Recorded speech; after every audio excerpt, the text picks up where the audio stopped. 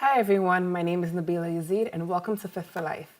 Fit for Life is a show that will be geared to talking about nutrition, exercise, and just overall mental health. Today we have a special guest, Dr. Diane Thompson, who is a physician at Columbia Medical Center. How are you today? Thank you so much for having me here. No problem. Thank you for coming. Yeah, I'm really so excited about this show. I think sharing information about health that could change people's life is a wonderful thing. So kudos to you for doing this. Thank you. Yeah, Thank you. I just have a few questions for you. I hope you don't mind. Oh, no, absolutely. So you've been a physician at Columbia Medical Center for how long? I've been a physician there about 8 years. But I have a very checkered past leading into medicine, Okay. right? I'm not a traditional medical student. My former career was actually a nurse practitioner, and a nursing professor. Okay. And later in life, I went back to school to become a physician because that's actually what I wanted to do from when I was a little kid with asthma in Jamaica. And when wow. my pediatrician would make me well, I thought, oh my gosh, I want to do that for someone else. But you know, when you migrate to the country and you're starting over, things don't always go as planned. So it was difficult for me to imagine going to medical school and supporting myself. I could go to nursing school and work full time, which I did. And I figured since I really wanted to care for people, you know, that was my goal.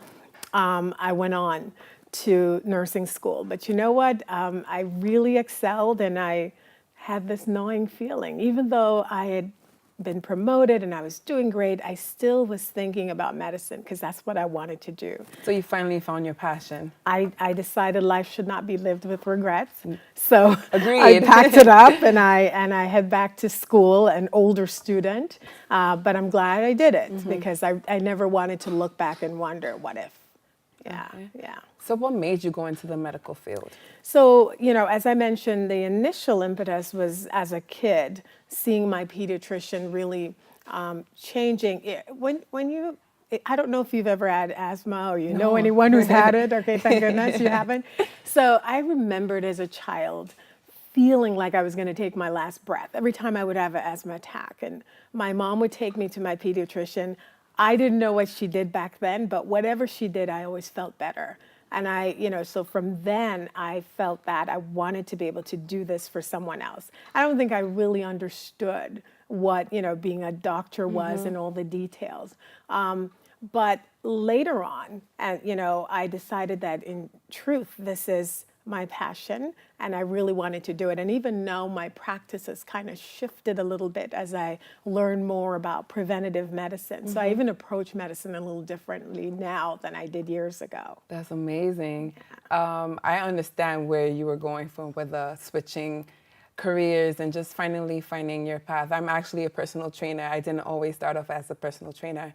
I decided to get into this field because I realized that there are a lot of unhealthy people out here and people who just need guidance and advice. So here I am. I'm a health and wellness coach and I love it. I think that this is what I really that is such an important role. I mean, they're truly, especially now we actually know that about 80% of chronic diseases are actually preventable. And even the ones after you've been diagnosed, they can be reversed. There are many of them. So I'll tell you, even when I was in medical school, we never learned that, right? If they're diagnosed with diabetes, you put them on medicine and they live on that forever.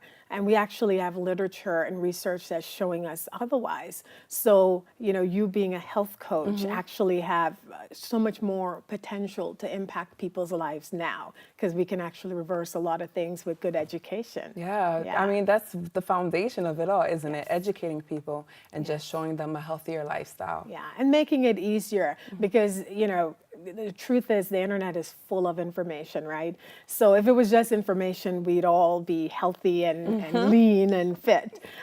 So it is the information, the motivation. So having someone like you who would be able to really motivate people and also showing them little ways. You'd be surprised. People sometimes get overwhelmed when you try to teach them healthy living. So having the information and also being able to really motivate becomes a really important thing, and pointing out little things, because sometimes health changes, it's not a really big thing. It doesn't have to be a big thing, an overwhelming thing. Sometimes it's just the little things you do at home, whether you replace the soda with water or, just don't bring the unhealthy stuff in your home, because you're going to be tempted. That's why you don't bring it in the home, right? See, in my home, I have no muffins, cakes, whatever. I'm not going to tempt myself. Why would I do that to myself, right? So you leave the healthy stuff at home, and you'll have a greater tendency to eat healthier. With a lot of my clients, they'll stay motivated for a while, but how do you keep your patients committed to staying on this path of this fitness lifestyle? I think you have to start off with that person figuring out their why. Because you can want it for them, and you can push and push. You'll see people that you'll talk to forever and nothing changes. It doesn't change until they change.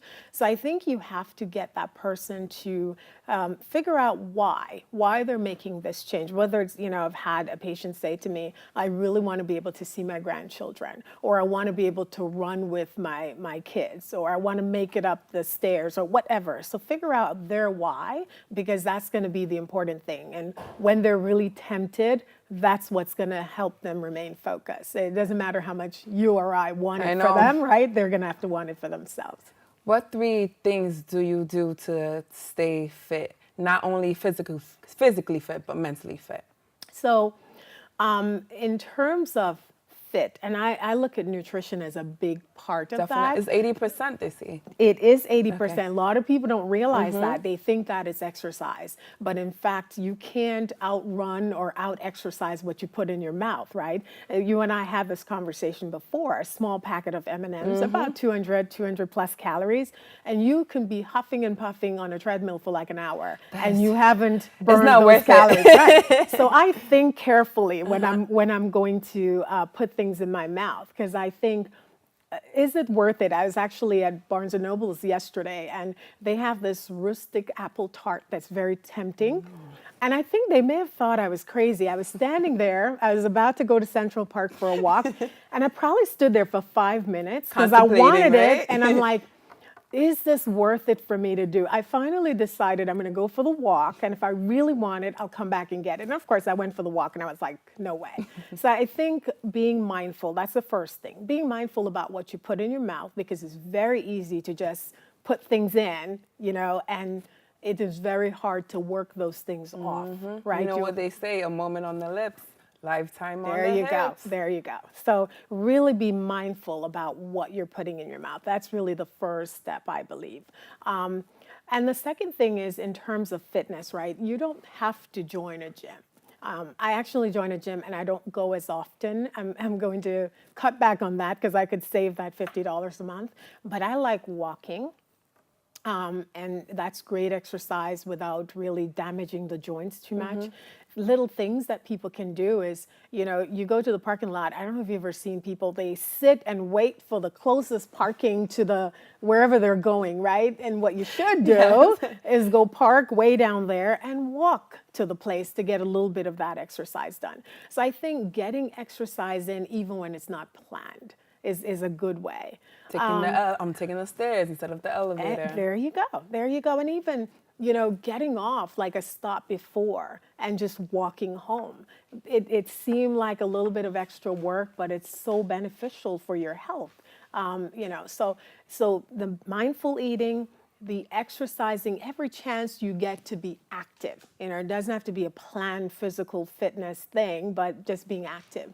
And I think the other thing is really stress reduction. That's so huge. And I clump in that a little bit, and I'll even add to it sleep. Yeah. That is something I still struggle with.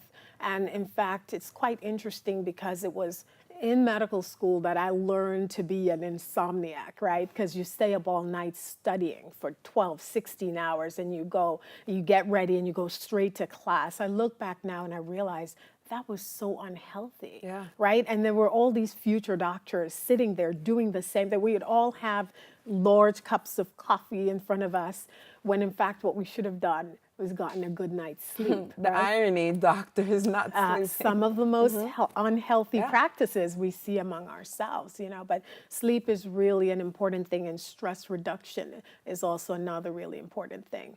How do you think people can go about to reduce stress?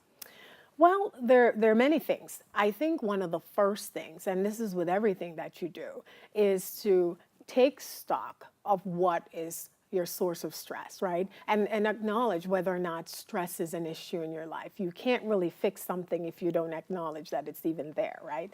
So figure out, what is it that makes you stressed? So for some people, it's their finances. It's as simple as that. And so trying to fix the stress is not, that would be a Band-Aid. It's fixing the finances, right? Yeah. And then there are people, there are relationships that will make things more stressful for you. And if you know that person is a source of stress, I'm a big believer that you could love people from afar, Yes, right? from a distance. Keep it Even over there. family members, there's some of them where it's like, okay, you need to stay over there because I need to preserve myself, right? So sort out what is your source of stress. And once you figure that out, you can fix that thing, and that will help your stress. I know people also complain about the cost of healthy food. In your opinion, would you say that it costs more to live a healthier lifestyle? Unfortunately, I have to agree to that, but I don't think that's an excuse not to be healthy, right?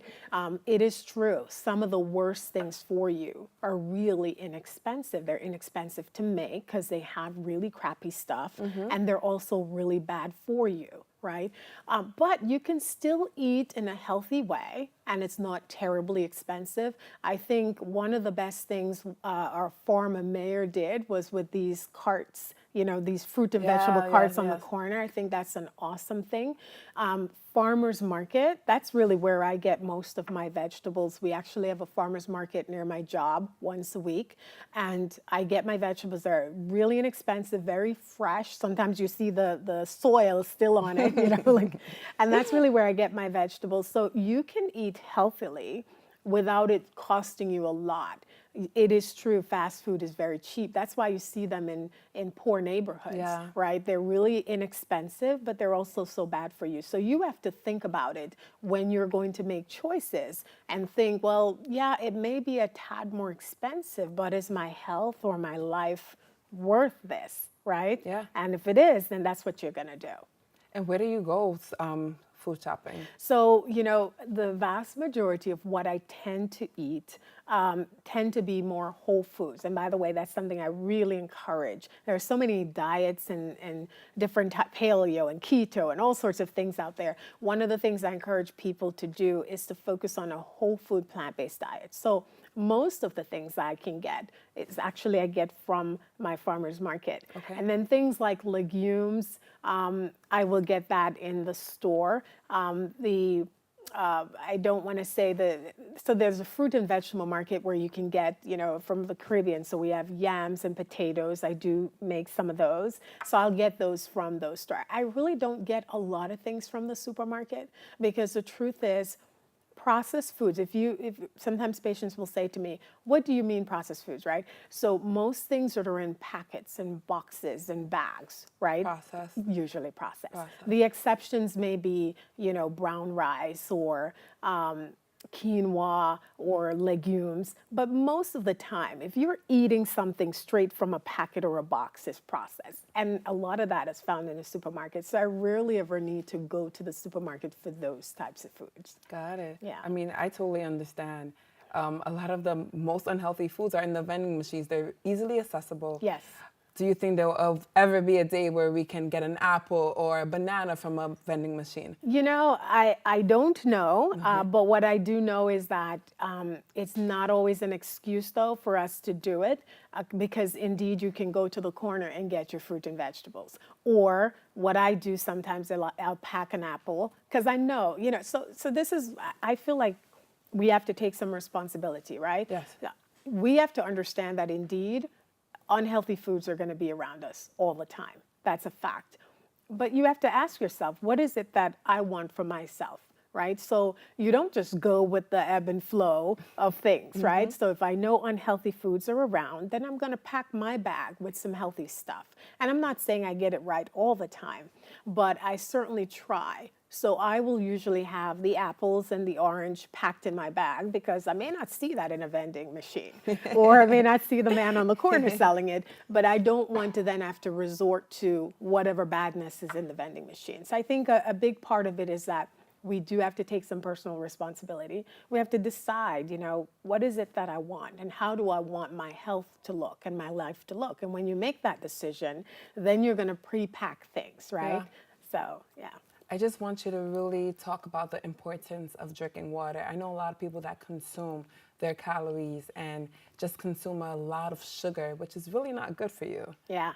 So, I'm someone who's not a lover of water, but I force myself to drink it, right? B, I'll tell you something. So, a couple of years ago, I actually was pre-diabetic. I've never had a chronic disease in my life. And I went to my doctor for evaluation and found out that I was pre-diabetic. And in fact, when I got the number, my hemoglobin A1C was like 6.4 or something. I kind of chuckled like, yeah, right. And then you go back 3 months because that number is it's a measurement of your blood sugar over about a 3-month period. So I changed nothing and I went back to the doctor and it was still that number. So I had to step back and say, okay, what was I doing that was causing this? So I found out that I was drinking my calories, right? Iced tea and all of those juices. I was having those. I usually don't like sodas, but I was still making up for that in the juices. And also I was snacking on on a pastry each evening as I was doing my notes at work. And so little by little, so this is why I said it's so important to take stock, right? I had to like sit back and say, what was it that I was doing differently? Why this happened? So one of the things I did, talking about that drinking of the calories, is I replaced all of the iced teas and all of those with, I have seltzer water, I have coconut water, or I have water. I make hibiscus, which is excellent, great source of antioxidant, lowers the blood pressure, but I will make it and have the hibiscus drink unsweetened. So all of that is in my refrigerator. And so I know I'm not getting those calories from liquid, because you're correct. So many people gain weight and they'll say, I don't know what I'm eating. I'm eating healthily. And when you look though, they're Diet drinking Coke, the calories. Yeah. And even those diet sodas, right? The studies have shown they change the bacteria in your gut so that you're still at risk of being pre-diabetic even on diet sodas. Wow, I did not know that. Absolutely. So I won't have any of that. I'll do the seltzer water if I really want the fizz, or I'll have other types of water or just, juices, drinks without the sugar. Yeah. Wow, thank you so much for sharing that. If people want to know more information, where can they check out? Do you have a blog or anything? I do. So on my website, drdianethompson.com, I'll spell it. So DrDianethompson. I have blog, I have podcast episodes, I have lots of information and educational material there. So I'd love to see them. And if you're on Twitter, it's at Dr. Diane Thompson. Please, ladies and gentlemen, check out her page. And also, if you would like to know more information about fitness and wellness, please check out my Instagram page. It is called Body by Bila. Thank you so much for tuning in, and I hope you have a fantastic day. Thank you so much for coming. Thank you for having me. No problem. This is awesome.